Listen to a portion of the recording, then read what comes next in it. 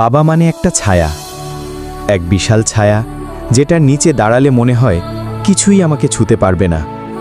যেন একটা বট গাছ নিজের ডালপালা মেলে আমাকে আগলে রেখেছে।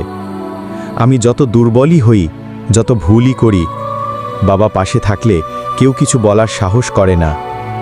বাবা মানে নিরাপত্তার দেয়াল, যার ছায়ায় দাঁড়িয়ে থাকলে রোদ, ঝড়, কষ্ট কিছুই গায়ে লাগে না।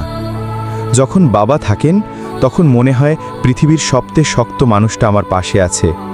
কিন্তু যেদিন সে ছায়াটা সরে যায়, যেদিন বাবা চিরতরে চলে যান, সেদিন বুঝি সব কিছু বদলে যায়।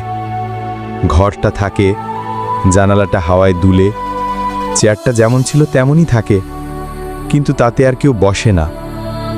বাজারের ব্যাগটা ঝুলে থাকে ঠিকই, কিন্তু সেটি কেউ আর হাতে ধরে না। একদিন যিনি আমার জন্য রোজা রেখে দোয়া করতেন, আজ আমি তার কবরে বসে কাঁদি। তিনি কথা বলেন না, আমি বললেও শান্তি পাই না, শুধু অনুভব করি একজন মানুষ ছিলেন যিনি আমাকে ভালোবেসেছিলেন নিঃস্বার্থভাবে। একজন মানুষ যিনি নিজের স্বপ্ন ছেড়ে দিয়ে আমার স্বপ্ন বাঁচিয়ে গেছেন। বাবা কখনো বলেননি আমি তোমায় ভালোবাসি, কিন্তু প্রতিদিন সকালে ঘুম ভাঙার আগেই আমার জুতোটা ঘরে ঠিক জায়গায় পাওয়া যেত। স্কুলে যাওয়ার সময় তিনি হয়তো দরজা পর্যন্ত আসতেন না, কিন্তু জানালার ফাঁক দিয়ে আমাকে দেখতেন এক ফোঁটা হাসি নিয়ে। বাবা মানে এমন কেউ যে নিজের চশমা পুরনো রাখে যাতে আমি নতুন জামা পাই, যে নিজের ব্যথা লুকিয়ে রাখে যাতে আমি দুঃখ না পাই।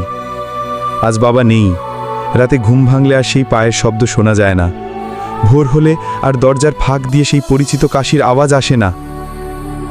আজ আমি সফল, আমি বড়, আমি শক্তিশালী, কিন্তু বাবা নেই বলে আমি দুর্বল, আমি একা, আমি অসহায়।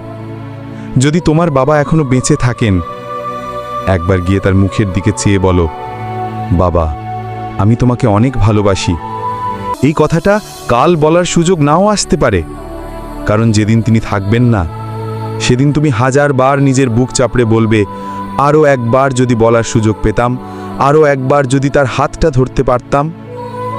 এই দুনিয়ায় অনেক কিছু শোধ করা যায়, কিন্তু বাবার ঋণ তা কোনোদিন শোধ হয় না।